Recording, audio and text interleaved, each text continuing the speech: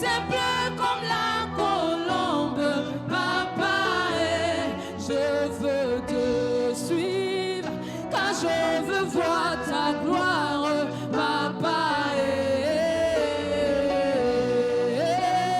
Fais-moi monter, je veux monter, fais-moi monter. Bien-aimé, si tu ne connais pas, dis à Jésus, je veux monter. Dis à Seigneur, fais-moi monter, monter. Yahweh, fais-moi monter, monter. Monter, monter, monter. Yahweh, fais-moi monter, je veux monter.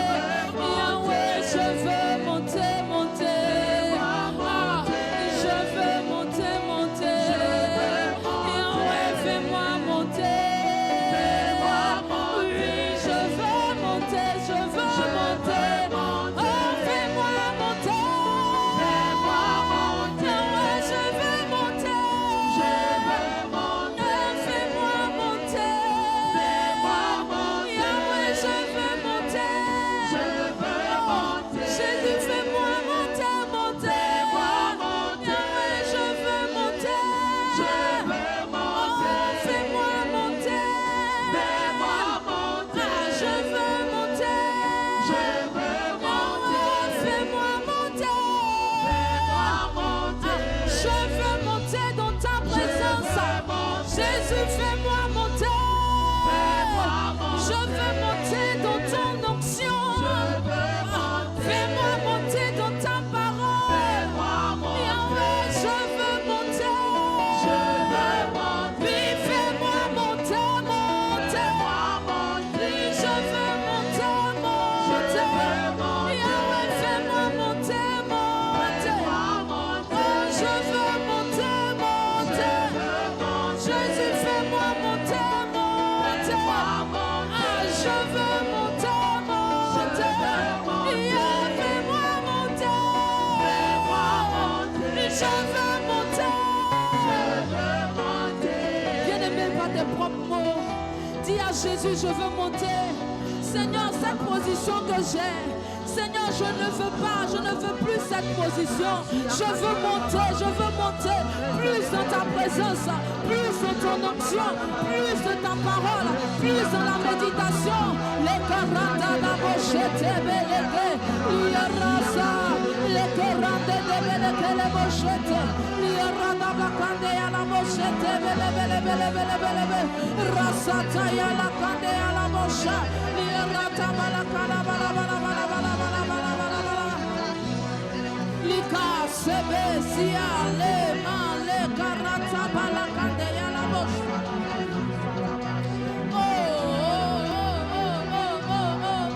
Bien-aimé, dis à Jésus que tu veux monter. Dis à Jésus que tu veux plus de lui ce matin. Tu veux plus de son onction ce matin. Tu veux plus de sa présence. Les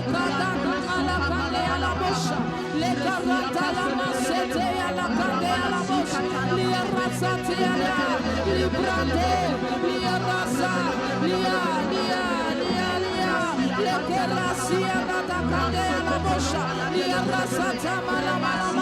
Monte.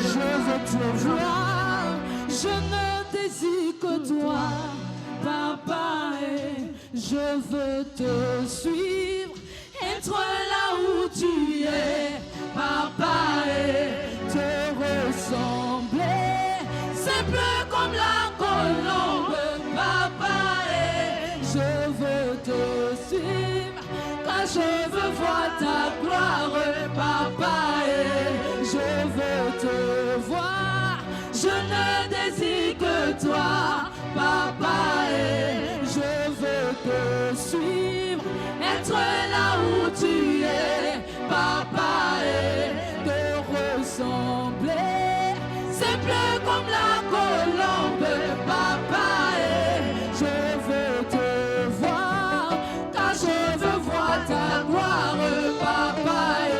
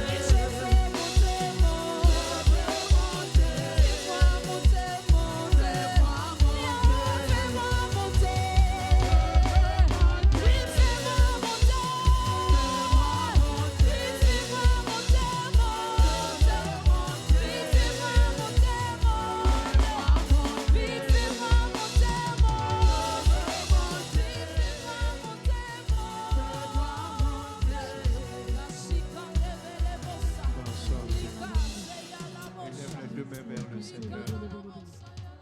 Élève les deux mains vers le Seigneur et dis-lui merci pour la grâce qui te fait d'être là ce matin. Est-ce qu'on peut se tenir debout et lever les deux mains vers le Seigneur en signe d'adoration?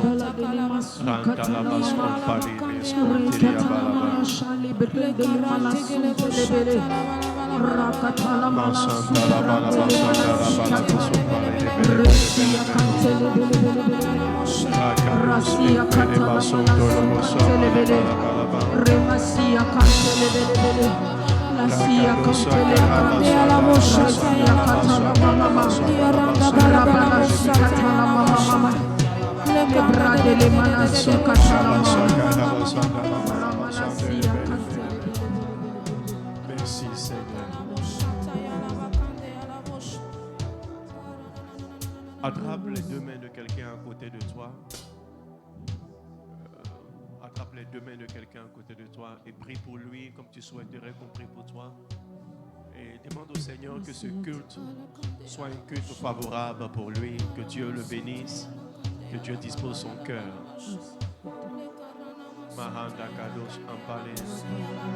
Prie pour qu'une grâce de Dieu soit manifeste dans sa vie. Prie pour qu'une grâce de Dieu soit manifeste dans sa vie.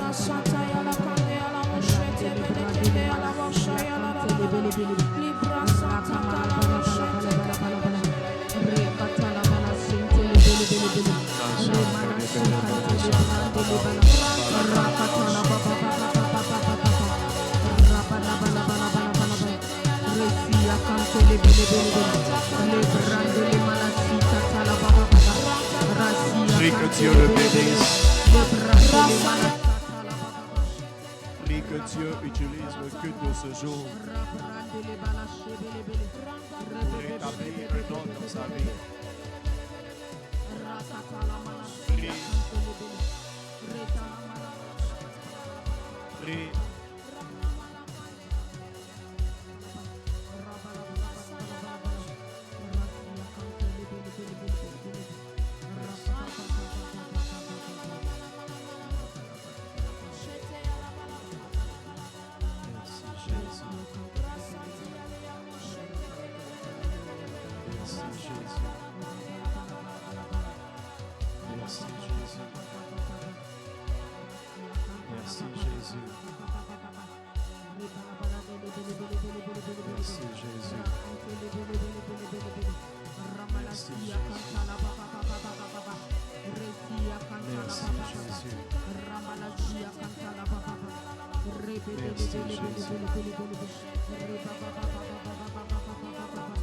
Bénis mon frère, bénis ma soeur, au nom de Jésus. Amen. Élève les deux mains. Père, merci pour ta présence, pour le privilège que tu nous accordes ce matin d'être dans tes parvis. Merci de nous bénir, Seigneur, ce matin. Merci de révoquer de ce lieu toute présence qui n'est pas de toi et de remplir nos vies par ta présence. Que chacun de tes enfants devienne une terre fertile. Et que, Seigneur, chaque semence de ta parole puisse produire la vie en chacun d'eux. Au nom de Jésus, donne-moi ton meilleur amen. Acclame le Seigneur. Et assieds-toi dans la présence de Dieu. Que Dieu te bénisse. Alléluia. Alors salue ton voisin de droite et de gauche. Dis-le shalom, que la paix du Seigneur soit sur toi. Amen.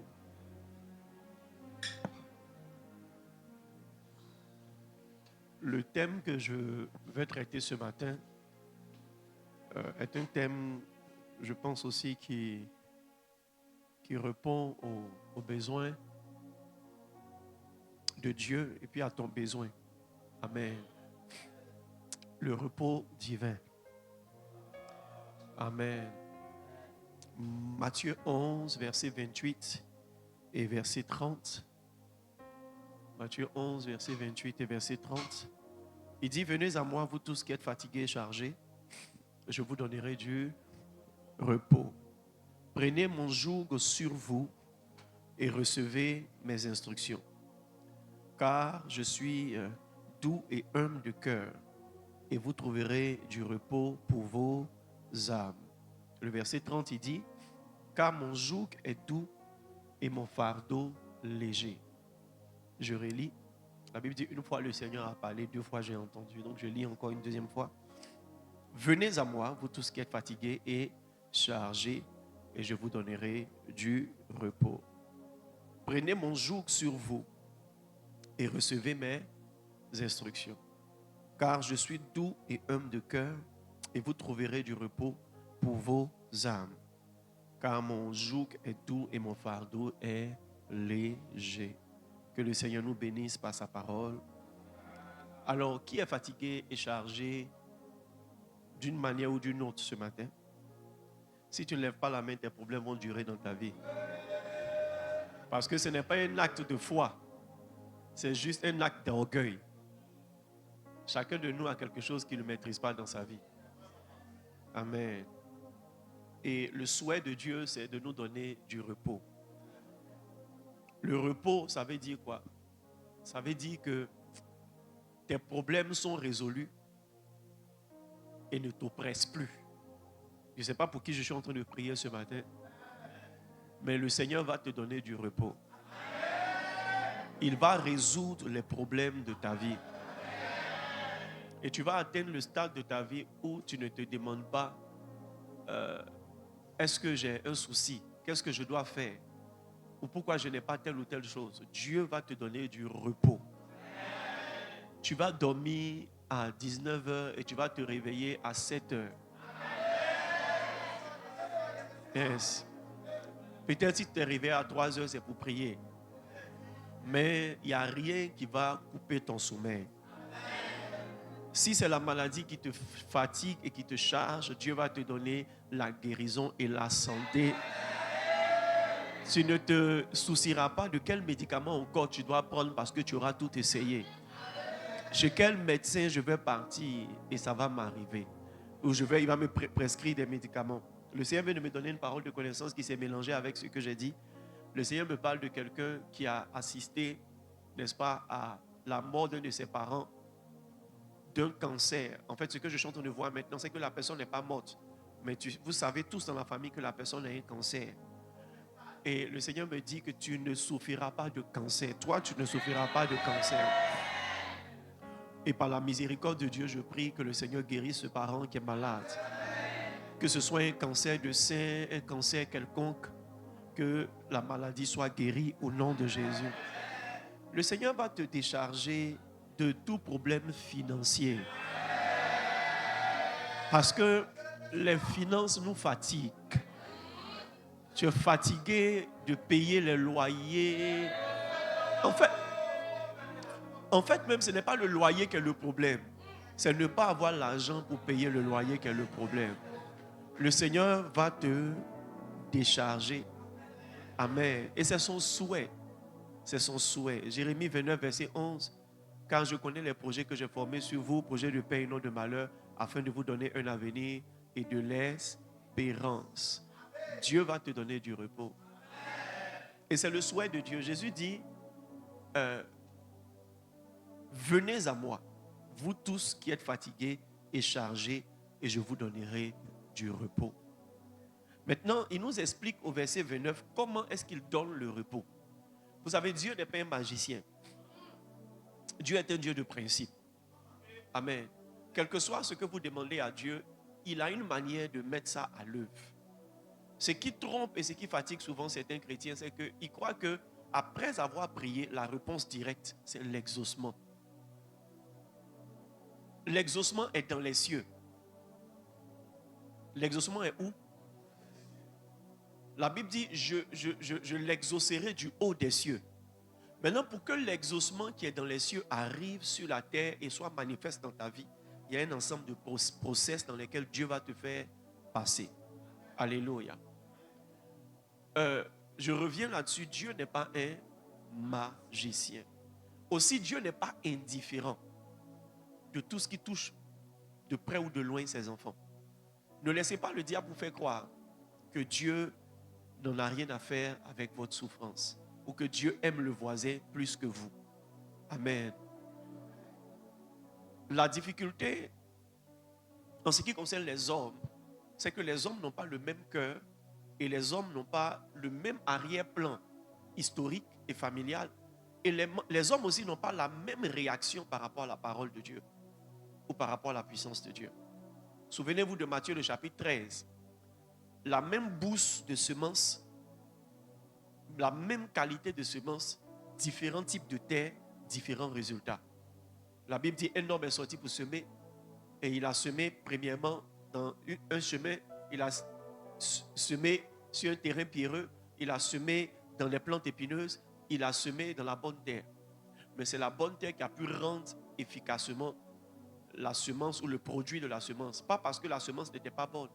Ce qui ne t'arrive pas parce que ton cœur n'est pas disposé ou ta vie n'est pas disposée à voir la puissance de Dieu manifester cela dans ta vie. Je ne sais pas si vous comprenez ce que je suis en train de dire. La parole que je prêche ce matin est esprit et vie. Mais elle ne produira pas la vie chez tout le monde. Vous savez pourquoi? Parce que vous n'êtes pas les mêmes.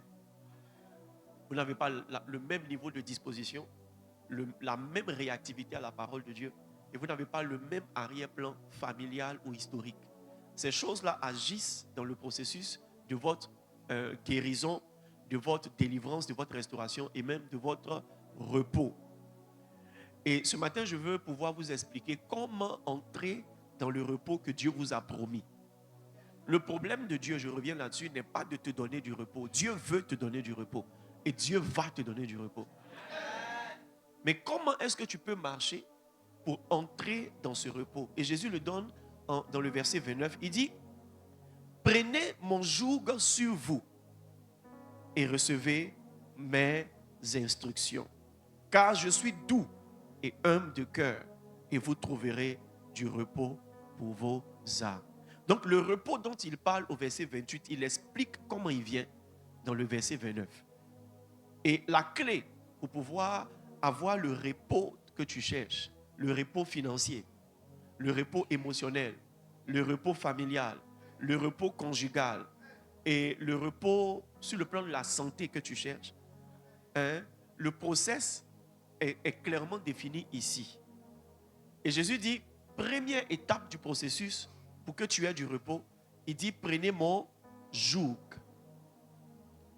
Alors, un joug, si la com peut-être peut nous aider, s'ils sont smart, aujourd'hui avec l'intelligence artificielle, tout va vite. Le joug est une sorte de poids qu'on met sur l'épaule d'un animal pour le contrôler. Amen. Alors, il y a les jougs pour les bœufs. Lorsqu'il y a des jougs sur les bœufs, on peut maintenant les faire labourer. On peut ajouter un attelage et les utiliser dans le champ. Il y a le joug aussi pour les esclaves. Amen. Le joug pour les esclaves, en fait, si vous regardez beaucoup les films racistes et des temps où nos parents étaient envoyés gratuitement aux États-Unis et en France, maintenant même, eux, ils ne voulaient pas. Mais aujourd'hui, là, si on dit à quelqu'un, on te met en bas d'un bateau pour aller en France, tant que tu vas aller en France, tu vas partir. Amen. Yes. Alors, le joug pour les esclaves, c'est une sorte de fer qu'on met sur leur cou et on attache leurs mains comme ça.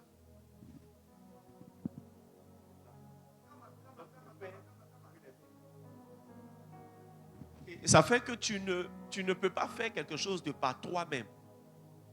Alléluia. Et Jésus dit, si il veut te donner du repos ou tu veux avoir son repos, il faut que tu acceptes de prendre un joug sur toi. Amen. Le joug est le symbole de la dépendance de Dieu. Personne ne peut avoir le repos de Dieu s'il n'est pas dépendant de Dieu. Beaucoup de chrétiens veulent le miracle de Dieu, mais ne veulent pas dépendre de Dieu. Alors que Dieu n'est pas un magicien.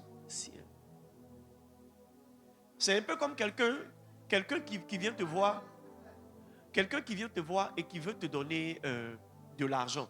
Amen. Ou bien qui veut te demander de l'argent. Et qui dit, moi je veux que tu prennes soin de moi. Parce que je n'ai personne dans ma vie. Je n'ai personne dans ma vie. Et toi, tu n'es pas méchant. Mais tu vois, tu n'as pas de l'argent à gaspiller. Et tu vas établir une sorte de règle ou une sorte de contrat pour que la personne mérite ton argent. Soit tu vas engager la personne dans un travail. Amen. Mais pour que la personne accepte le travail que tu lui donnes, il faut que la personne fasse quoi? Elle s'humilie sous ton autorité. Il y a des choses que tu ne peux pas recevoir de quelqu'un s'il n'y a pas une loi de dépendance ou une relation de dépendance. Qui comprend ce que je suis en train de dire? 1 Pierre 5, verset 6, il dit: humiliez-vous donc sous la puissante main de Dieu, afin qu'il vous élève au temps convenable. Donc la clé pour que Dieu te lève ou te relève, c'est que tu t'humilies. Demande à quelqu'un, est-ce que tu dépends de Dieu?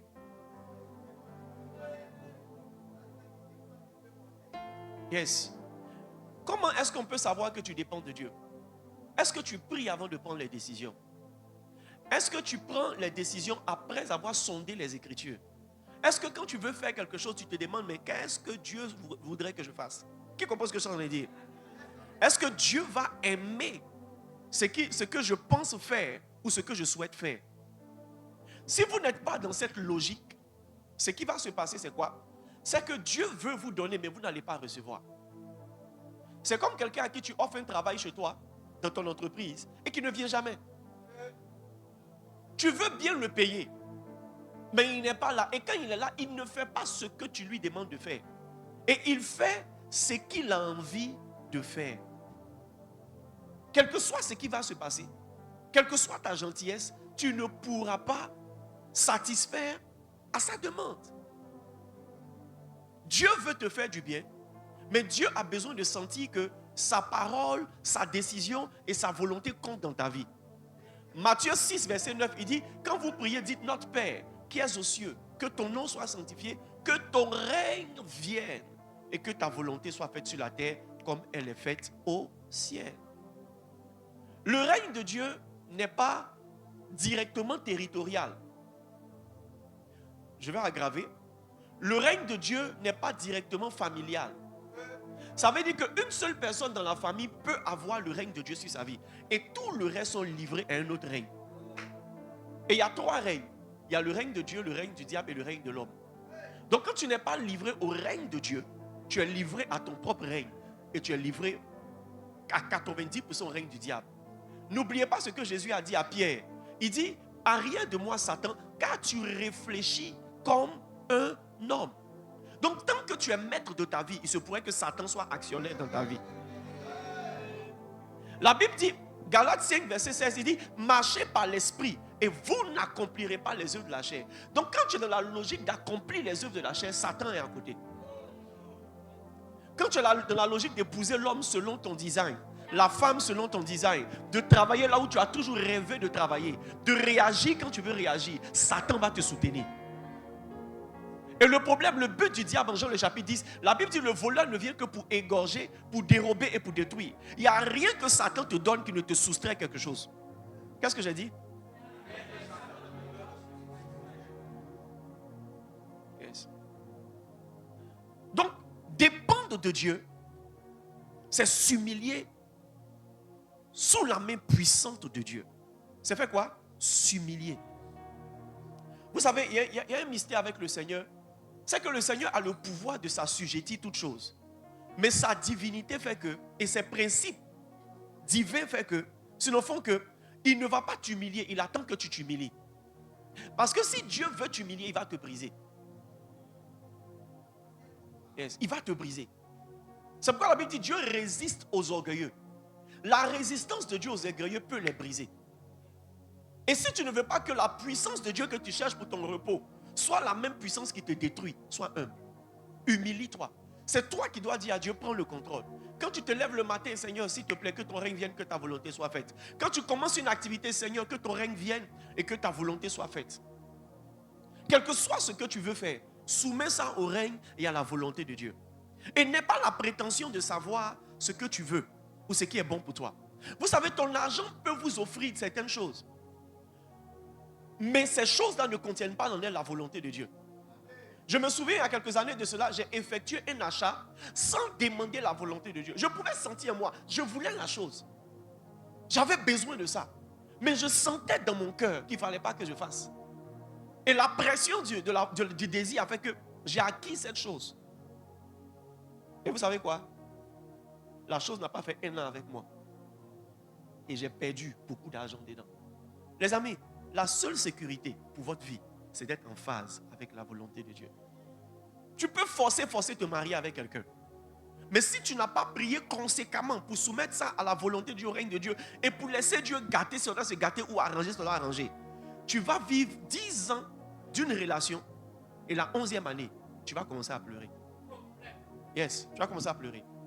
Écoutez, c'est pas tous les... Vous voyez toutes les alliances qui brillent. C'est l'alliance seulement qui brille. C'est l'alliance seulement qui brille. Ce n'est pas parce que tu as eu l'argent pour faire le mariage que ça vient de Dieu. Même le nom de vos enfants. Vous pouvez vouloir donner un nom à vos enfants. La Bible dit Zacharie en Luc le chapitre 1 voulait appeler son fils de son propre nom. Et un ange est descendu et il a parlé à la maman et il est venu parler à Zacharie pour dire n'appelez pas cet enfant-là comme ça, appelez-le Jean. Ça veut dire que ce n'est pas toi, ce n'est pas ton enfant. Dieu a mis ça dans ton ventre pour envoyer. Tu dois demander à Dieu quel nom je donne à cet enfant. Vous avez commis l'erreur de donner le nom de vos grands-parents à vos enfants.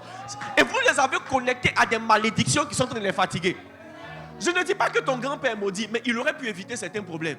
Parce qu'il y a 3 choses qui transportent un héritage. Il y a le sang, il y a le nom, et puis même il y a l'endroit où la famille évolue. Souvent vous prenez vos enfants pour aller donner à vos cousins. Non, c'est ton enfant, il te ressemble. Quand je le mettais au monde, je pensais à toi. Tu viens de troquer l'avenir de ton enfant. Yes. Tu viens de troquer l'avenir de ton enfant. On n'envoie pas son enfant en vacances parce que tonton dit il n'a qu'à venir. Même le choix, on est à la rentrée, même le choix de l'école de vos enfants doit se faire dans la prière. Écoutez, si vous ne faites pas ça, vous allez mener des combats inutiles. Même le choix des servantes. La plupart des problèmes que les gens ont vient du fait qu'on ne tient pas compte de Dieu. Quand tu dépends de Dieu, tu deviens bête. Tu deviens comment? C'est comme si tu sais la chose, mais non. Tu préfères ne pas faire ce que tu veux. Yes. Yes. C'est pourquoi Dieu nous appelle des brebis. Brebis, c'est mouton. Mouton, c'est bête. C'est parce que tu es trop intelligent que tu souffres. Regarde ton voisin, dis-lui, c'est parce que tu es trop intelligent que tu souffres.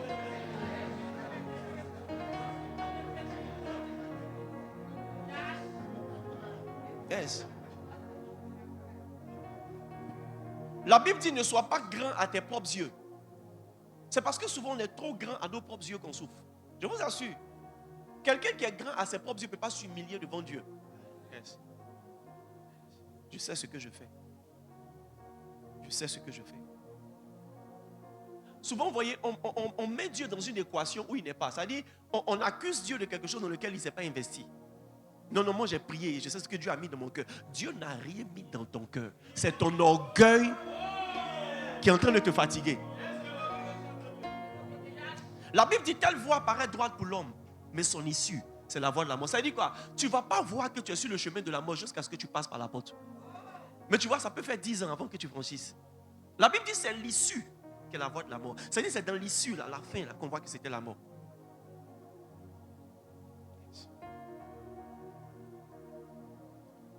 Mets ta main sur ton cœur, dis Seigneur, je m'humilie sous ta main puissante.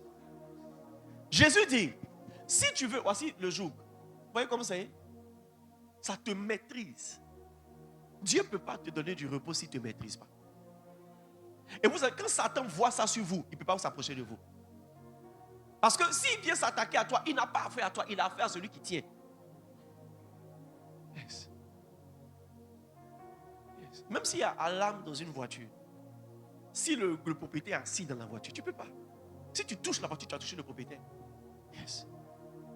Il faut qu'on mette. Je dois fabriquer ça pour mettre sur le cou de certaines personnes ici. Yes. Amen. Yes. Le joug de la dépendance de Dieu, tu dois dépendre de Dieu. Tu dois sentir que Quand Dieu n'est pas dans quelque chose, ton cœur bat. Yes. Moi, il y a une phrase que j'aime que le Seigneur me dise. Vous savez, j'aime que Dieu me parle. Mais je suis prophète et je sais que Dieu ne parle pas toujours. Et puis Dieu n'est pas bavard. C'est pourquoi méfiez-vous des personnes qui disent Dieu m'a dit, Dieu m'a dit, Dieu m'a dit. Même pour manger aubergine, Dieu m'a dit, Dieu m'a dit, Dieu m'a dit. Même pour porter habit, Dieu m'a dit, Dieu m'a dit. Écoutez, pourquoi est-ce que toi et Dieu, vous dormez ensemble? C'est une fausse zèle, c'est une zèle amère. Et personnellement, j'aime que Dieu me parle, mais j'aime pas tout entendre de Dieu. La seule chose que j'aime entendre de Dieu, dans certaines situations, je suis avec toi.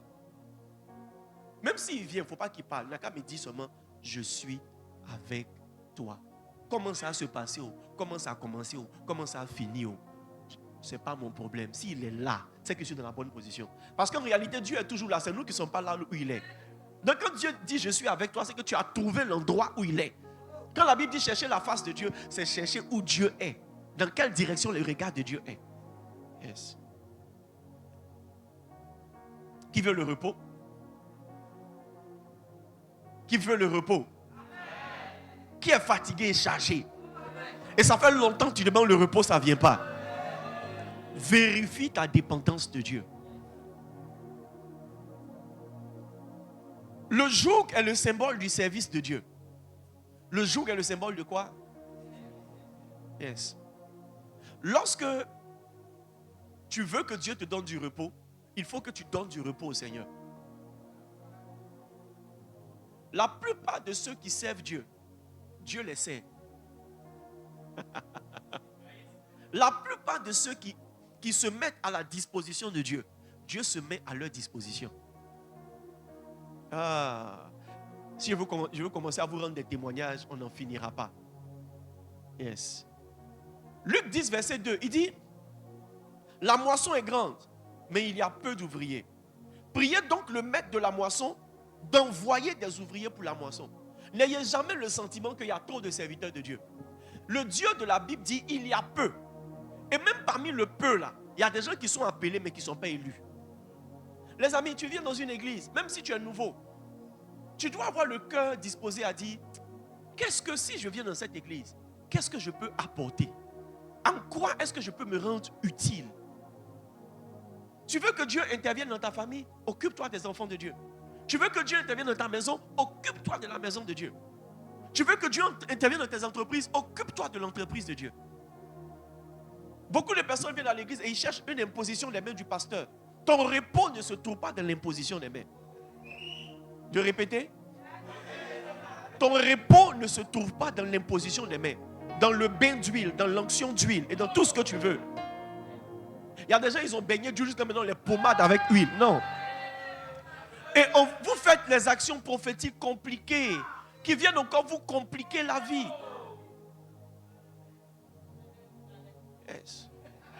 Yes. Vous avez une galette maintenant. Yes.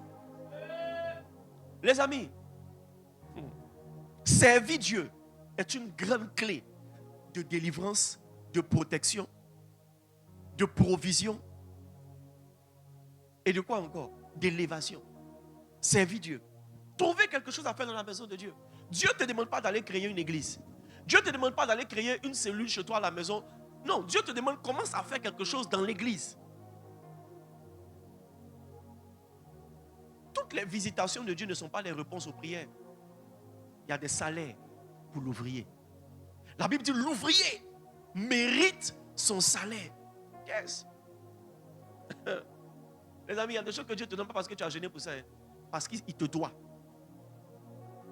S'il y a une chose pour laquelle mon cœur bat, c'est voiture. Dieu me doit voiture. Non. Dieu, lui-même il sait que mon salaire, l'un des salaires que je mérite par la grâce de Dieu, par la grâce de l'œuvre que je fais pour lui, c'est voiture. Yes. Donc même quand je n'ai pas voiture, je ne galère pas pour transport. Pourquoi? Parce que depuis 2000 Toé, je viens à Dabou. Je n'avais pas encore voiture quand je prenais Baka. Depuis 2000 combien? 2006. Depuis 2006, chaque week-end, je suis à Dabou. Depuis 2006. Je finis, je retourne à Abidjan. Quand on n'avait pas encore d'endroit même où poser la tête ici, on va matin, on vient le soir. On vient à Dabou matin, on finit, on rentre le soir vers minuit, 23 heures. Souvent 1 heure. Et jusqu'à présent, le rythme n'est pas cassé. C'est parce que Dieu sait que c'est pour son œuvre. L'année passée, j'étais en train de faire un calcul arabe parce que je sentais que j'étais un peu en fond de caisse. Et je dis au Seigneur, mais aujourd'hui à jeudi, demain je dois aller à Dabou. Mais là, ce qui me reste là, ça me permet juste d'aller récupérer mes filles à l'école et puis venir à la maison. Bon, écoute. En fait, est-ce que je parlais au Seigneur, je réfléchissais comme ça, je faisais mes calculs. Et le Saint-Esprit est venu me trouver dans la douche, il me dit, je pouvoirai. Moins d'1 minute plus tard, j'ai dit combien de temps? Mon téléphone sonne. C'est un homme de Dieu qui m'appelle. Il dit, ah Bishop, tu es où? Tu es à la maison? Il dit oui. Il dit, ok, attends-moi, je viens dans 15 minutes. J'ai dit, non, laisse-moi aller. Mes filles doivent descendre, excusez-moi. Laisse-moi aller les chercher. Et puis je reviens et je te reçois. Et puis j'ai un rendez-vous, donc laisse-moi peut-être passer chez toi. Il dit, non, je n'ai pas duré. Dans 15 minutes, je suis là. 15 minutes, il n'est pas venu. 30 minutes, il n'est pas venu. Vous savez quoi? 45 minutes plus tard, l'homme de Dieu arrive avec sa femme et il me dit, Dieu lui a dit de venir me donner cette voiture. Il m'a donné la clé avec sa femme. Et puis, voici le témoignage qui m'a touché. Il dit, il avait résolu de me donner. Il savait qu'il devait me donner. Dieu lui a dit de me donner. Mais il voulait envoyer la voiture au lavage, bien faire les choses. Et Dieu lui a dit, tout à l'heure, ça dit, pendant que Dieu me disait de pouvoir là, Dieu lui a dit, va lui donner maintenant même. Maintenant même. Yes. Toi, tu pries, tu jeûnes, tu n'as pas certains résultats. Écoutez, il n'y a aucun argent on peut te payer qui peut remplacer le salaire de Dieu quand tu fais bien son travail. Je vous assure, il n'y a aucun argent. C'est pourquoi n'associez pas votre service de Dieu à l'argent. Moi, pour m'inviter, si tu veux, si tu me dis c'est pour payer mon transport, je ne prends jamais. Quand je viens chez toi, là, j'ai mon transport retour. Si tu dis c'est une offrande à Dieu, ce n'est pas moi que tu donnes ça à Dieu. Je ne suis qu'un hôtel, je peux recevoir. Et puis même, ce n'est pas tout que je reçois. Yes. Je n'associe pas mon ministère à l'argent. Je ne viens pas prêcher ici les dimanches parce qu'à la fin, on me donne une enveloppe. Je n'ai même pas d'enveloppe les dimanches. Je sers Dieu avec plaisir. Yes. Nos filles qu'on a fini par adopter chez nous à la maison, nos filles de ménage, ou bien nos filles qui viennent nous aider à la maison qu'on a fini par adopter, vous savez quoi? On les a adoptées pas parce qu'elles travaillent bien, ou bien parce qu'elles travaillent, non, parce qu'elles travaillent avec leur cœur. Yes. Yes. Yes. Donc tu remarques que quand quelqu'un fait quelque chose avec une certaine passion, il mérite plus que son salaire. Yes. Maintenant toi là, ce que tu fais là, ça mérite quoi? Jérémie 48, verset 10 dit, maudit soit celui qui fait l'œuvre de l'Éternel avec négligence. Ça veut dire quoi? Le diable va te servir des arguments pour que tu négliges l'œuvre de Dieu. D'autres personnes négligent l'œuvre de Dieu pour leurs études. Ils ne deviennent jamais rien dans la vie. D'autres personnes négligent l'œuvre de Dieu pour leur foyer. Leur foyer n'est jamais épanoui. D'autres personnes négligent l'œuvre de Dieu pour leurs activités. Leur activité ne prospère pas. Mettez Dieu en priorité. Et ne dites pas comme je fais pour Dieu, parce que ce n'est pas un contrat clair. Donc non, moi j'ai fait ça et puis Dieu va faire. Tu n'es pas saint, tu n'es pas juste. Tu n'es pas pur dans tes intentions. Tu dois servir Dieu parce que si tu aimes Dieu, tu dois faire ce qui lui plaît. La loi du ministère, c'est une loi d'amour. Personne ne peut servir 2 maîtres à la fois. Il haïra l'un et il aimera l'autre. Ça veut dire qu'on sert parce qu'on aime. On ne sert pas parce qu'on dit non, on va avoir quelque chose. Moi, je vois l'amour de certaines personnes dans l'église par rapport à comment ils servent Dieu. Écoutez, ta prière dans la chambre et ta sainteté ne montrent pas suffisamment ton amour pour Dieu. C'est quand tu le sais. Quand tu le sais. Quand tu le sais. Et quand tu le sais, bien.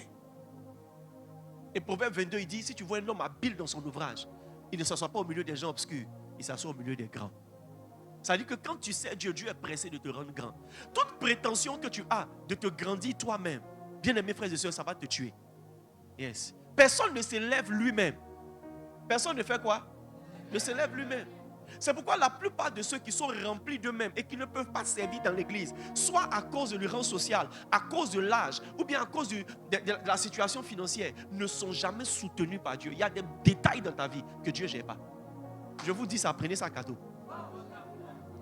Et si Satan veut vous perdre, Satan va vous retirer du ministère, retirer du service. Et il y a beaucoup de raisons pour ne pas que vous serviez Dieu.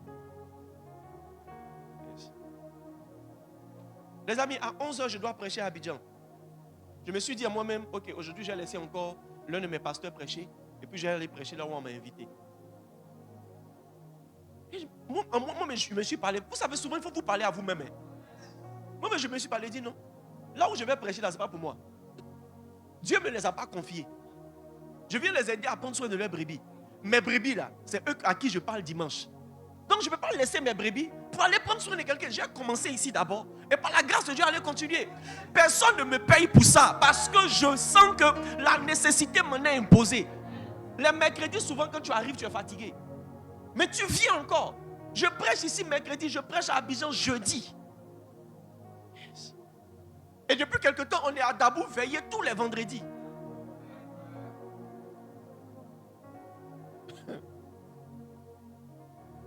Je ne mets pas la négligence, je mets mon cœur. Si tu mets ton cœur dans les choses de Dieu, Dieu va te bénir. Yes.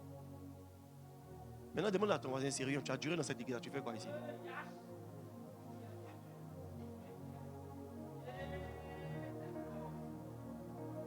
Je prie que Dieu fasse de toi un ouvrier de la moisson. Et vous qui servez, servez bien. Ne servez pas comme si vous serviez un homme. La Bible dit même quand tu travailles pour un frère, travaille comme si tu travaillais pour Dieu. Servez Dieu. Servez bien le Seigneur. Quand une femme aime son mari, elle a une manière de préparer pour lui et le servir à table. Même les assiettes sont choisies par amour. Mais quand une femme est fâchée avec son mari, surtout le lendemain de la fête des mères où elle a été négligée, le riz là, tu sens qu'ils ont mis gratté même dans ton assiette. La sauce est pimentée. Et puis on t'a servi dans une vieille assiette. Et la manière même de déposer sur la table. On vient, ok, et c'est ton plat. Et puis on te donne le dos. Et puis on te donne l'eau mais sans verre. Ou bien verre mais sans l'eau. Mais quand une femme, elle aime son mari, et son mari aussi assure, elle fait comme ça. Quand il mange, qu'elle tousse, elle dit, oh, elle tape son dos, petit massage dorsal, comme ça.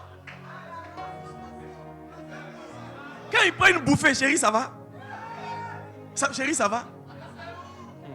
Les amis, vous savez aimer, oh, c'est Dieu que vous n'aimez pas aimer. Il a dit, vous savez aimer, oh, c'est Dieu que vous n'aimez pas aimer.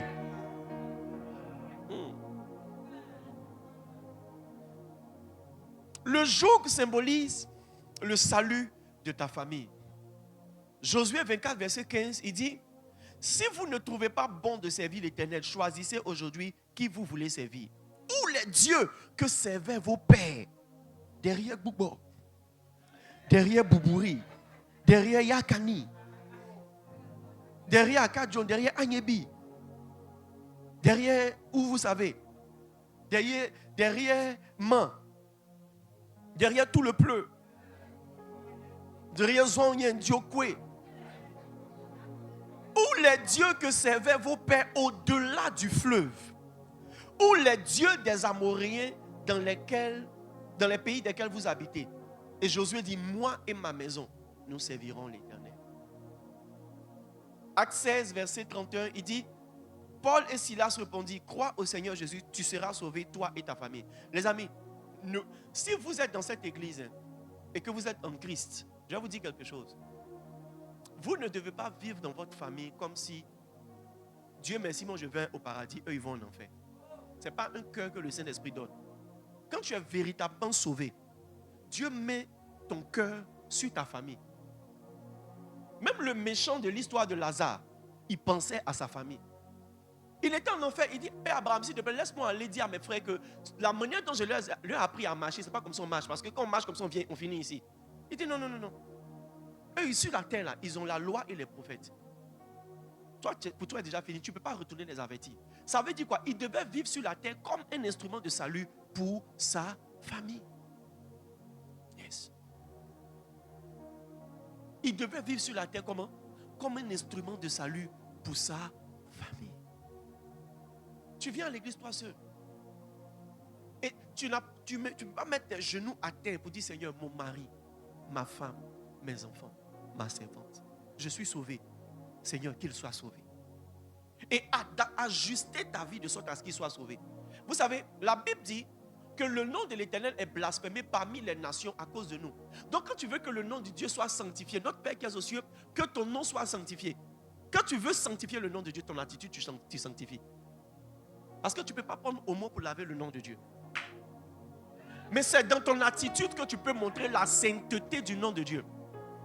Si tu es un mari chrétien, deviens le meilleur mari pour que ta femme soit gagnée par ta transformation. Si tu es une femme chrétienne, deviens la meilleure femme, même auprès du pire des hommes, pour qu'en voyant tes vertus, ils soient encouragés à se convertir. Si tu es un enfant chrétien, deviens le meilleur des enfants qui montre la crainte de Dieu et les valeurs chrétiennes pour que, à cause de toi, tes familles, tes enfants se convertissent. Il y a un moment comme ça qu'on a gagné dans l'église. C'est son enfant même qu'on avait gagné au départ. Et son enfant était tellement quelque chose. Et quand Dieu l'a transformé, elle est venue voir l'église et le pasteur qui a aidé son enfant à changer. Ce qu'elle ne peut pas changer. Et la dame est profondément attachée à l'église. Et elle est profondément attachée à moi. Et sa famille aussi. Pourquoi? Parce que le salut de un est la prophétie du salut des autres. Yes. Est-ce que ton cœur bat quand tu viens à l'église dimanche et tu es seul? Bon, je ne parle pas aussi de venir dans la même église. L'idéal serait que vous veniez dans la même église. Ça fait que quand il y a un problème, on sait comment gérer. Mais au moins, ils n'ont qu'à aller à l'église. Au moins. Quand toi, tu t'en vas au GNC, il y a un qui va à l'église méthodiste, il y a un qui va aux assemblées de Dieu, il y a un qui va quelque part. Mais personne ne reste à la maison pour regarder Netflix. Et souvent, certaines femmes pêchent contre Dieu parce que pendant que vous êtes à l'église, vos servantes sont en train de préparer. Ce n'est pas juste. Même le sabbat, les animaux n'ont pas le droit de travailler. Le sabbat, il est écrit dans la Bible que dans le sabbat, les animaux n'ont pas le droit de travailler. Yes. Donc, quand tu veux sauver ta servante, c'est vrai que ce n'est pas ta fille. C'est vrai que même elle casse les assiettes. Mais son âme est plus importante que ce qu'elle fait pour toi. Si tu es vraiment sauvé, tu auras une certaine compassion d'elle. Même si on t'a dit qu'elle est sorcière. Même les sorciers ont besoin de salut. C'est en la conduisant à l'église qu'elle va changer. Yes. Et sur ce dossier-là, nos parents musulmans sont plus violents que les chrétiens. Yes.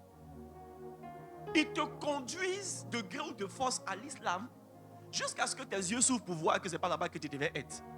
Mais en tout cas, puisque eux ils sont convaincus, tu vas partager leurs convictions et tu auras peur même de devenir chrétien parce que depuis petit, on t'a obligé. Mais les chrétiens sont au lacis. Ton fils, il fait la grâce matinée dimanche. Tu dis, ok, bon, quand tu te réveilles, tu ranges ta chambre, Junior. Tu ranges ta chambre. C'est ranger ta chambre en fait dimanche. Donc, il va se retrouver en enfer. Tu penses que tu as oublié? Tu ne vas pas oublier.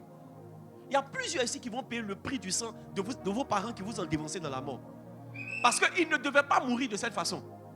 Tôt ou tard, chacun va mourir. Mais personne de ta famille ne doit mourir sans avoir confessé Jésus. C'est un jour que tu dois prendre.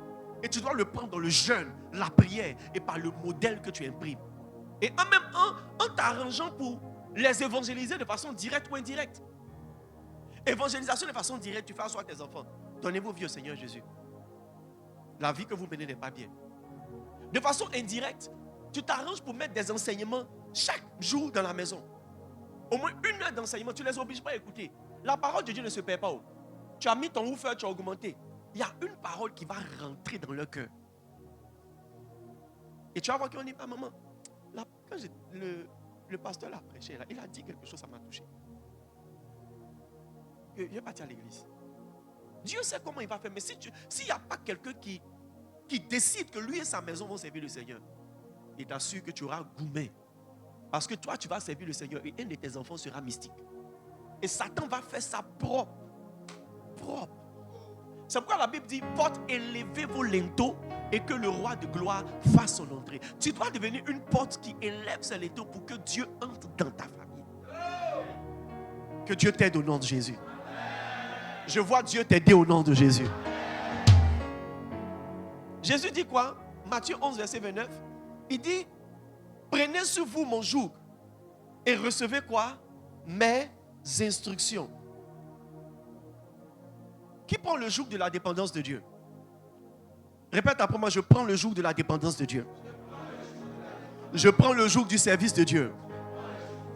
Et je prends le joug du service de ma famille, du salut de ma famille, au nom de Jésus. Et vous savez, ta famille n'est pas seulement ta famille biologique, il y a aussi ta famille professionnelle. Ton quartier, aujourd'hui nos quartiers sont organisés comme des familles. C'est Gbéré qui nous tue, sinon dans le quartier là, c'est une famille. S'il y a un incendie chez toi, c'est tes voisins qui vont venir éteindre le feu. Yes. C'est pourquoi je vous donne un conseil. Les boss qui sont dans les quartiers où les gens ne sont pas nantis, là, ne vous jouez pas les boss, saluez tout le monde. Il y a un problème que tu vas devoir résoudre. Ton argent ne va pas pouvoir résoudre ça. Yes. Yes.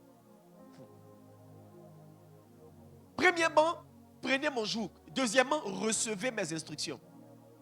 Si tu veux le repos que Dieu donne, le repos, la paix, la prospérité et la grâce que Jésus donne, en plus de prendre son joug, tu dois recevoir ses instructions. Une instruction, c'est quoi? C'est une consigne, c'est un conseil, c'est un éclaircissement sur ce que tu dois faire ou ce que tu ne dois pas faire. Jésus dit, si vous aimez, vous allez recevoir mes commandements. Recevoir les instructions par la méditation personnelle des Écritures. Psaume 1, à partir du verset 1. Heureux l'homme qui ne marche pas selon le conseil des méchants, qui ne s'arrête pas sur la voie des pécheurs, qui ne s'assied pas en compagnie des moqueurs. Verset 2. Mais qui trouve quoi? Qui trouve quoi? Qui trouve quoi? Dans la loi de l'Éternel. Et qui fait quoi? La médite jour et nuit. Qui médite la parole de Dieu jour et nuit. Il y a quelqu'un ici, ça fait 1 mois, il n'a pas touché sa Bible. C'est la raison pour laquelle tu as beaucoup de problèmes. Tu ne peux pas recevoir les instructions si tu n'es pas en contact avec le livre des instructions. La plupart des gens qui ne lisent pas la Bible aiment les prophéties. Mais vous savez qu'il y a des gens qui ont gâché leur vie à cause d'une prophétie. Des gens ont détesté leurs parents à cause d'une prophétie qui a dit que ta mère qui t'a mis au monde, qui t'a allaité, qui t'a défendu bec et ongles les sorcières. Et comme tu ne connais pas la parole de Dieu pour savoir, même si c'est vrai, comment te comporter avec ta mère, même si elle est sorcière, tu t'es perdu. Maintenant, tu as pris le feu, tu as brûlé ta maman, tu es 2 fois plus maudit. Maintenant, c'est plus sorcellerie qui te mange, c'est la colère de Dieu qui est sur toi. Tu dois méditer la parole de Dieu pour ne pas que quelqu'un vienne te dire, vide ton compte pour me donner, et si tu vas être béni. Tu dois savoir qu'est-ce que la Bible dit à ce sujet. Yes. Il y a quelqu'un qui rendait témoignage. En fait, il s'est repenti maintenant et il s'est retrouvé dans une autre église. Et il rendait témoignage au pasteur que je connais. Il dit son père spirituel lui a enseigné que pour grandir dans la grâce de Dieu, il faut pécher. Donc chaque fois que son père spirituel doit prêcher, il faut qu'il couche avec une fille différente. Et quand c'est comme ça, il dit là où le péché a abondé, la grâce a surabondé. Yes. Et vous voyez, il y a des gens qui ont cru en ça. Et beaucoup de filles ont été abusées. Mais parce qu'elles aiment sincèrement Dieu. Mais elles ne connaissent pas la parole de Dieu. Il dit, vous êtes forts, petit enfant, jeunes gens, vous êtes forts. Vous avez vécu le malin parce que la parole demeure en vous. Lisez la Bible, les amis. Lisez la Bible. Tu es allé à l'école. Ce n'est pas pour aller chercher l'argent avec. Tu es allé à l'école pour lire la Bible. Et même si tu ne sais pas lire, n'aie pas de complexe. Aujourd'hui, il y a la Bible audio. Il y a des gens qui se sont assis, qui ont lu la Bible. C'est sur Internet. Aujourd'hui, vous avez les Android pour aller sur TikTok. Yes. C'est pas pour ça. Utilisez vos Android pour télécharger des Bibles. Pour quand tu mets matin, Jean 1, on lit au commencement était la parole. La parole était avec Dieu. Et tu écoutes, ça rentre aussi en toi. Personne ne va te séduire. Il dit, vous avez vaincu le malin parce que la parole demeure en vous. La forme du diable qui est la plus dangereuse, c'est la forme maligne. Quand le diable se lève comme sorcier, il n'est pas trop dangereux. Quand le diable se lève comme un esprit de mort, il n'est pas trop dangereux. Quand le diable même se lève comme un démon guerrier, il n'est pas dangereux. Mais quand le diable se lève comme le serpent, comme un malin, ça dit, tu le vois venir, mais tu ne sais pas que c'est lui. Il se déguise. Il se déguise. Yes. Et c'est dans la parole de Dieu. Il dit qu'il trouve son plaisir dans la loi de l'Éternel et qu'il la médite jour et nuit. Regardez ce qui va se passer. Verset 3. Il est comme un arbre planté près d'un courant d'eau. C'est lui. Toi-même, tu deviens comme un arbre qui est planté près d'un courant d'eau, qui donne son fruit en sa saison et dont le feuillage ne se flétrit point. 2 points. Tout ce qu'il fait réussit. Ça ne réussit pas parce que quelqu'un lui a imposé les mains. Ça réussit parce qu'il trouve son plaisir dans la loi de l'Éternel et il la médite jour et nuit. Maintenant, vous voyez, ce n'est pas la méditation qui fait que tu deviens productif ou que tu rentres dans le repos. C'est la pratique. Josué 1, verset 8, il dit que ce livre de la loi ne s'éloigne pas de ta bouche. Médite le jour et nuit afin de quoi? D'agir selon ce qui est écrit. C'est alors que tu prospéreras. Donc quand tu lis, c'est pour pouvoir avoir des instructions sur lesquelles tu vas aligner ta vie. Il y a beaucoup de choses que tu fais aujourd'hui parce que tu ne savais pas qu'on ne les faisait pas. C'est vrai ou c'est faux? Maintenant, la Bible vient pour t'éclairer. En elle était la vie et la vie était la lumière des hommes. Donc quand tu reçois une lumière, dans cette lumière se trouve la grâce pour que tu ne fasses plus. Demande à ton voisin où est ta Bible matin. Il y a des gens qui ne viennent même plus à l'église à leur Bible. Et puis quand tu parles, ils font leur téléphone comme ça. Jean, toi ta Bible c'est ton téléphone et ton téléphone c'est ta Bible. C'est pourquoi Satan aussi, quand tu demandes à Satan où est ta bénédiction, et puis montre-toi ta bénédiction. Il dit ça, tu demandes à Satan où sont ses enfants, et puis montre ta photo. Mais toi, on dit montre ta Bible, tu montres le téléphone. Non, lui aussi montre ton visage. On dit qui est ton supporter dans le GGC? La vie de Dieu. Juste parce que la vie de Dieu n'est pas venue à sa Bible. Yes. Que la grâce de méditer te soit redonnée. Sortez vos Bibles des tiroirs. Sortez vos Bibles. La Bible n'est pas décorative. Tu dois l'ouvrir et la méditer. Quelqu'un dit, mais quand j'ouvre, je ne comprends pas. Continue de lire. Il y a des matières à l'école. Ça va? Il y a des matières à l'école. Tu n'as pas compris la première explication. Mais à force de doubler la classe, tu as compris. Les amis, il a appris quoi? Si tu n'apprends pas par la sagesse, tu apprendras par la souffrance. Mais une journée, si tu vas apprendre. Écoutez, si tu es en train de méditer que tu dors, quand tu te réveilles là, il ne faut pas avoir honte. Ouvre encore et continue de lire. Quand tu dors encore, tu te réveilles, tu lis. Tu dis à Satan, je vais lire tout le chapitre 2 là. Je vais finir, même s'il faut que je dorme 4 fois ici. Je vais dormir, je vais me réveiller, je vais lire.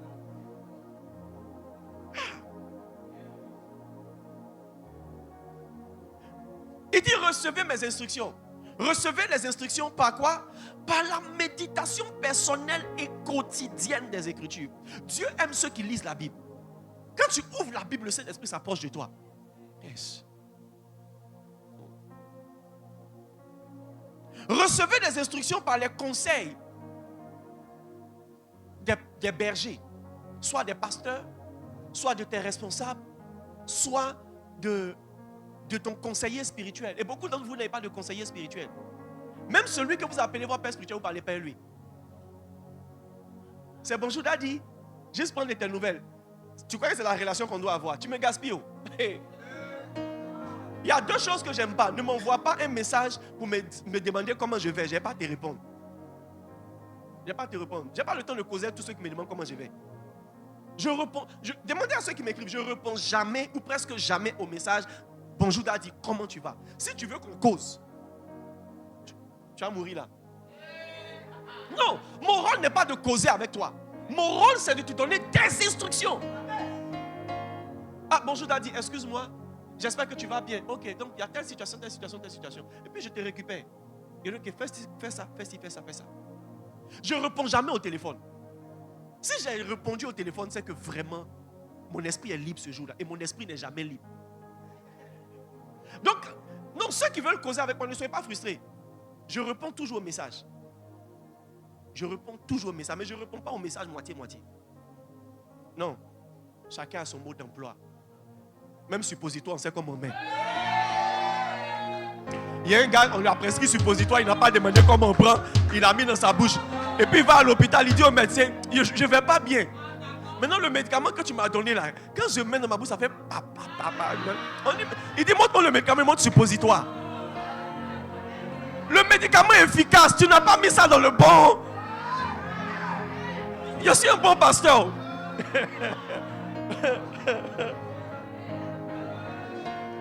Amen. Vous avez besoin de quelqu'un qui vous conseille. Vous avez besoin de quelqu'un qui vous... Écoutez, un chrétien qui vit et qui marche seul, sans avoir une relation avec soit un berger, qui est peut-être un pasteur, ou un patriarche, ou un berger de cellule, ou un responsable de département, ou un aîné dans la foi, il ne va pas recevoir les instructions. Écoutez, Dieu ne t'a pas fait pour être seul. La Bible dit personne ne peut rendre blanc ou noir les cheveux de sa tête. Blanc, rendre tes cheveux blancs, ça veut dire quoi? C'est recevoir la sagesse. Tu ne peux pas rendre blanc tes cheveux. Il faut que quelqu'un rende pour toi. C'est pourquoi même les plus grandes coiffeuses vont au salon de coiffure. Yes. Tu as besoin de quelqu'un pour t'aider. C'est de l'orgueil. Hein. Ta manière d'être chrétien, là, c'est ce qui te fatigue. Hein. Ta manière d'être dans les églises, là, c'est ce qui te fatigue. Hein.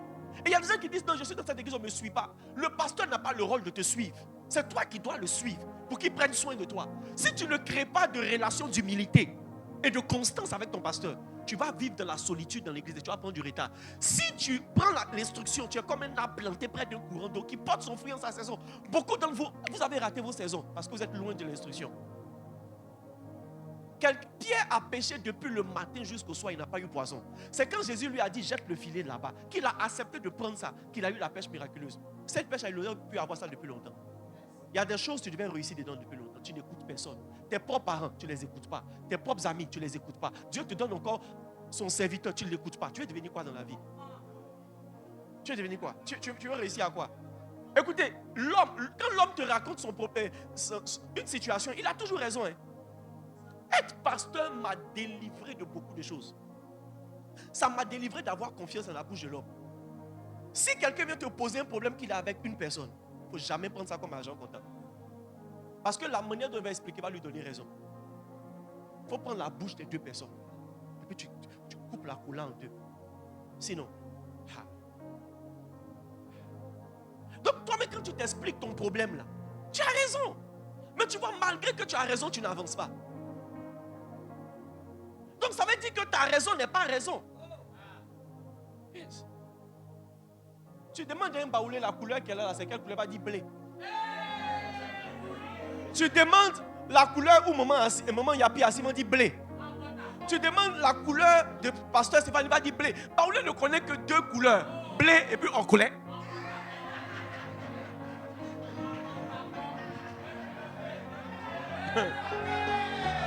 Ne vous fâchez pas, moi aussi je suis baoulé. Yes. Blé. Toute ta vie, c'est pas blé puis oclé. Blé oclé ou fouet. Blé oclé ou fouet. Il n'y a pas que blé oclé et puis ou fouet. Nos amis à Djoukou ici, quand on dit tu as bien mangé, ils pensent à checker poisson. C'est pas à checker poisson qui est bon manger.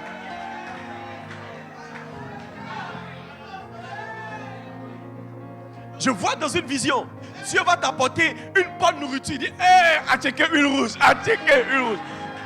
Mais il n'y a pas que ça. Il n'y a pas que ça.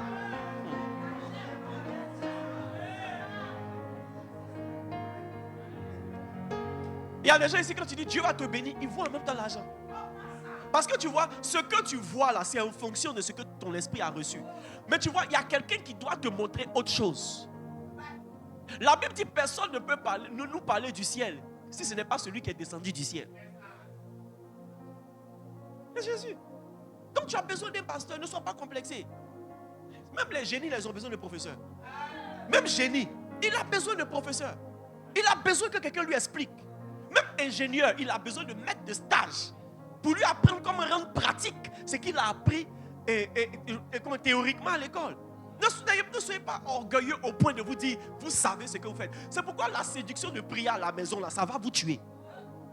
La séduction de ne pas avoir de pasteur. Et la plupart des personnes qui n'aiment pas, c'est-à-dire orgueilleuses, ont beaucoup de pasteurs.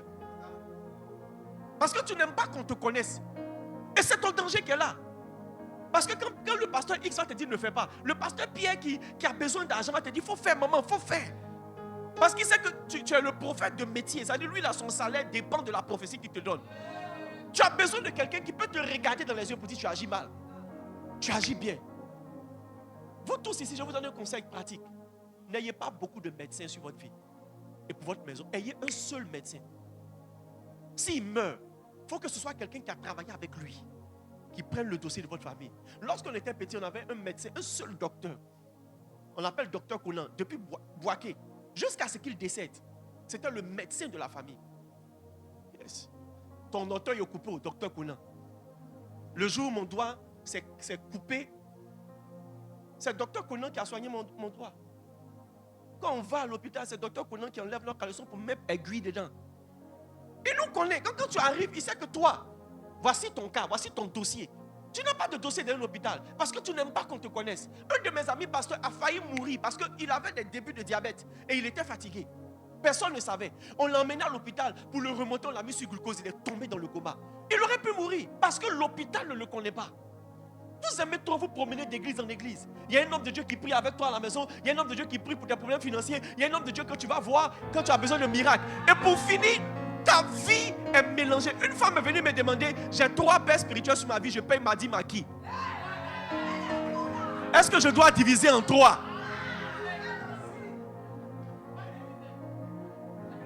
J'ai failli lui dire, il faut multiplier par 3. Quoi, que tu as payé la moitié à Pasteur Jackson, la moitié à Pasteur Landry, puis la moitié à comment dirais, Pasteur Joseph. Donc, ils vont se concerter.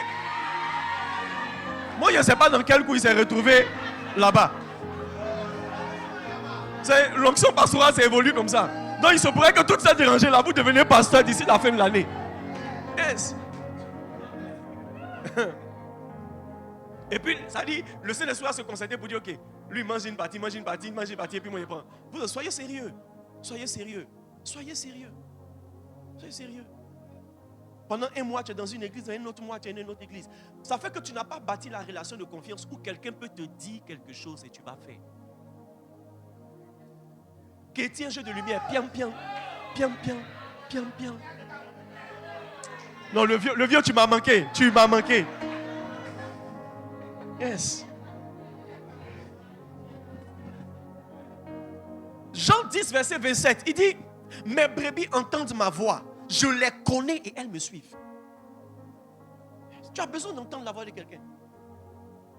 Allô Daddy, ces temps-ci je ne réussis pas à prier.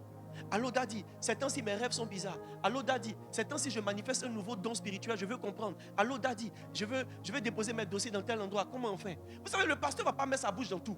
Mais au moins tu as la garantie qu'il va prier pour tout.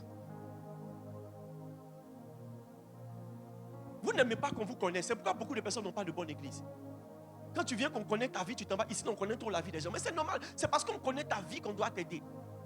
Ton carnet, là, c'est pour qu'on te connaisse. Quand tu vas à l'hôpital, ton carnet, c'est pour qu'on te connaisse.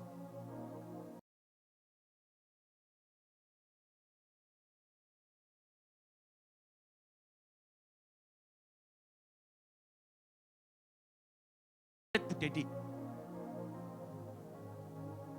Et vous êtes dans les églises, mais vous ne rentrez dans aucun groupe. Comment on peut vous conseiller? Dimanche fini, tu es parti. Et tu réapparais 15 dimanches plus tard. Maintenant, quand il y a des problèmes dans ta vie, écoutez, tes parents savent que tu viens ici. Hein? Maintenant, quand ils ne vont pas nous voir dans les situations difficiles de ta vie, ils vont dire les chrétiens là sont méchants. Ils ne vont pas te chercher à vérifier comment tu es chrétien dans l'église. Parce qu'en réalité, on ne te connaît pas. On ne te connaît pas. Et même si on te connaît, on ne t'a pas adopté. Ta manière d'être dans l'église ne t'arrange pas. Ton pasteur ne te connaît pas. Il y a des gens qui vont dans les groupes WhatsApp. Il y a des gens qui sont dans l'église, ils ne sont pas dans les groupes WhatsApp de l'église. Ils ne sont même pas dans les groupes Telegram de l'église où on partage les messages. Ils n'ont aucune information. Il y a des gens qui vont dans les groupes, qui récupèrent mon numéro, qui m'écrivent. Bonjour papa, je suis la soeur Tant. Ils m'envoient même souvent des photos. Le frère Tant, je me présente, je suis votre fils. J'ai voulu vous voir, mais comme il y a beaucoup de personnes qui vous voient, non, j'ai récupéré votre numéro, excusez-moi. Et je cause avec ces personnes. Ce n'est pas normal que tu sois dans une église et puis il n'y a personne avec qui tu causes. Il n'y a pas un pasteur qui est assis ici qui te connaît. Il n'y a pas un patriarche que tu connais. Tu n'es même pas dans une tribu. Même pas dans une tribu. Écoutez, ta manière d'être dans une église, là, c'est ce qui te fatigue. Hein. Tu ne vas pas avoir de repos. Hein. Tu ne vas pas avoir de repos. Hein. Automédication, là, ça finit par tuer. Hein. Tu ne vas pas avoir de repos. Hein. Tu ne vas pas avoir de repos. Hein. tu ne vas pas avoir de repos. Il faut que quelqu'un te donne des instructions. Hey. Toi-même, tu as conduit ta vie jusqu'ici, ça t'a mené où? Sois réaliste, ça ne t'a pas mené quelque part. Parce que là où tu es arrivé, là, Dieu même sait que tu ne peux rien faire. Tu sais prier, mais ce n'est pas toutes les prières qui marchent. Souvent, il y a des choses que tu as besoin qu'on prie pour toi.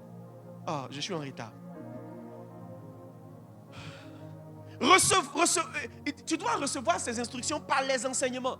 Acte 2, verset 42. Il dit, il persévérait dans l'enseignement des apôtres, dans la communion fraternelle et dans la fraction de pain.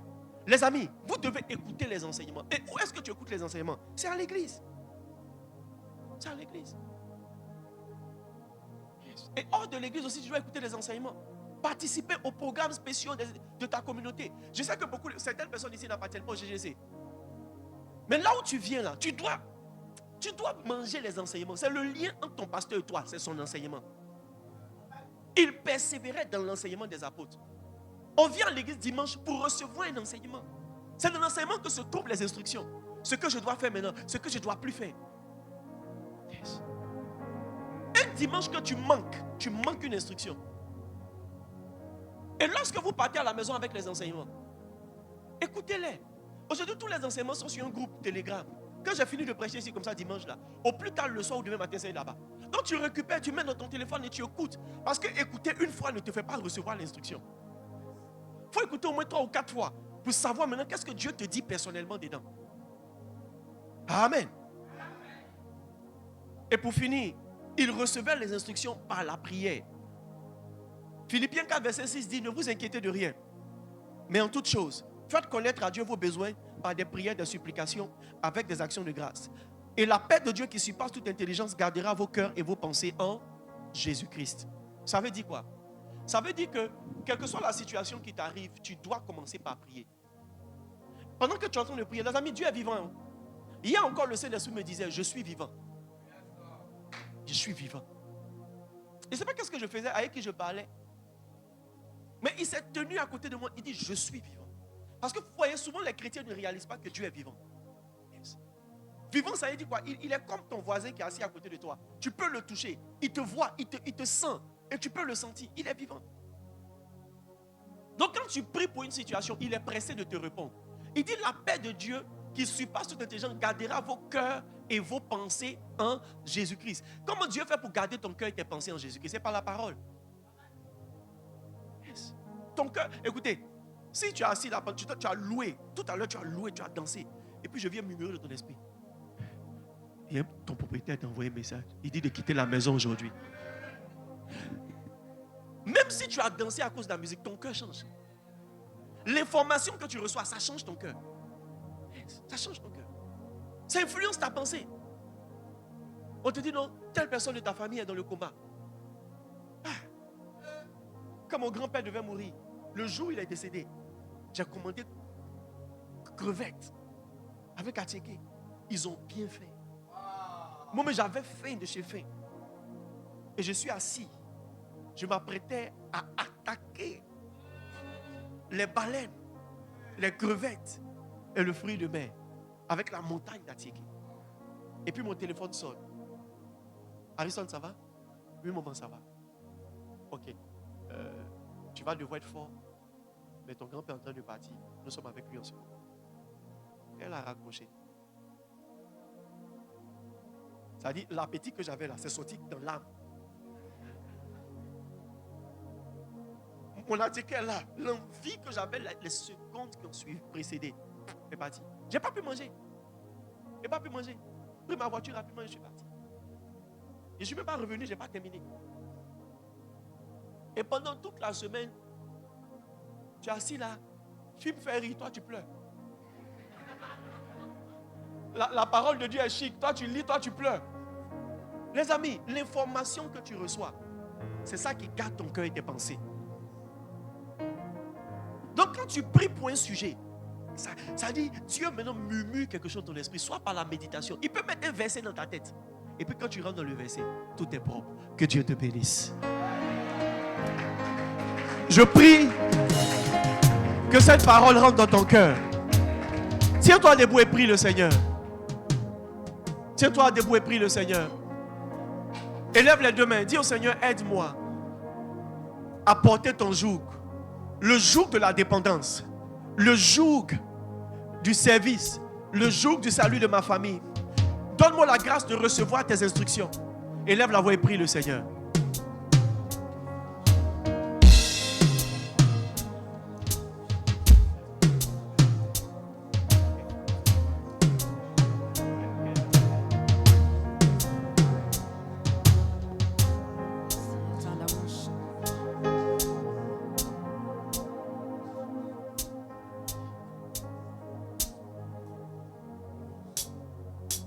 Élève les deux mains, prie, prie.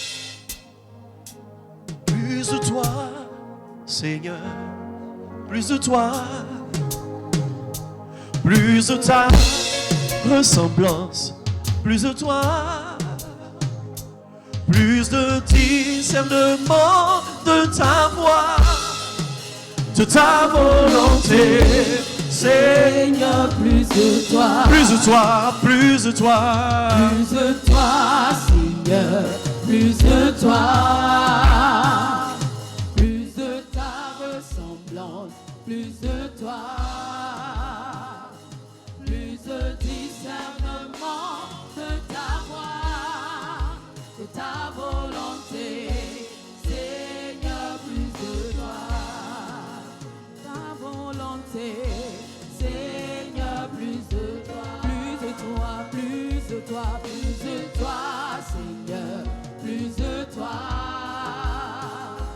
plus de ta ressemblance, plus de toi, plus de discernement plus de discernement de ta voix, de ta volonté.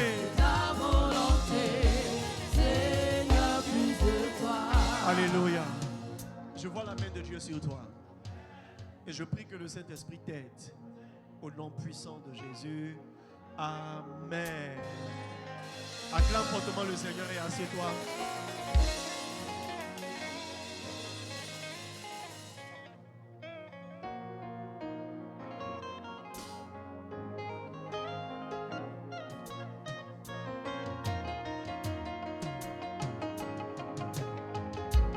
Est-ce que tu peux acclamer puissamment le Seigneur?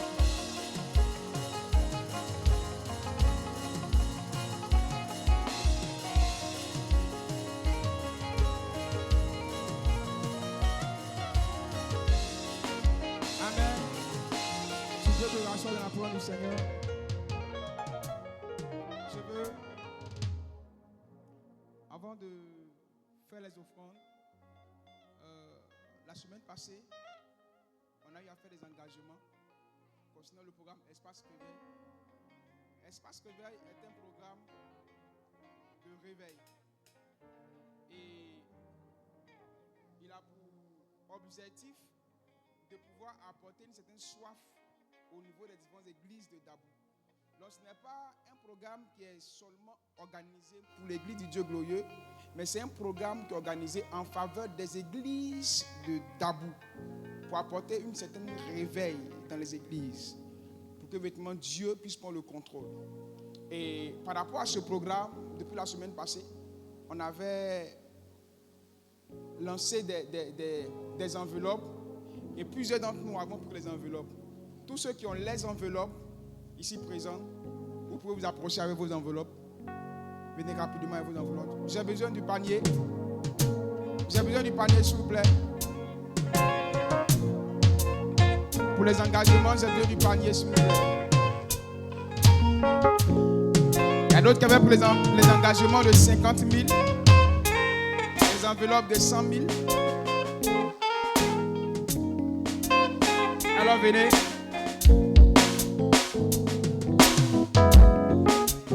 Doucement, doucement. Tous ceux qui ont pris les engagements, venez, c'est pour vous. Bonne patience.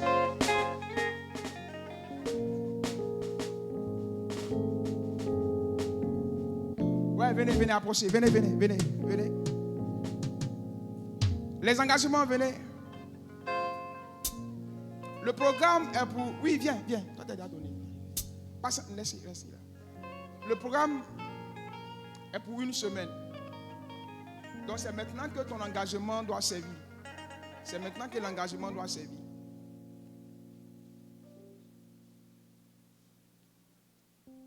Ok, alors que Dieu vous bénisse. Que la grâce du Seigneur soit avec vous. Voilà. Merci. Y a-t-il des personnes encore qui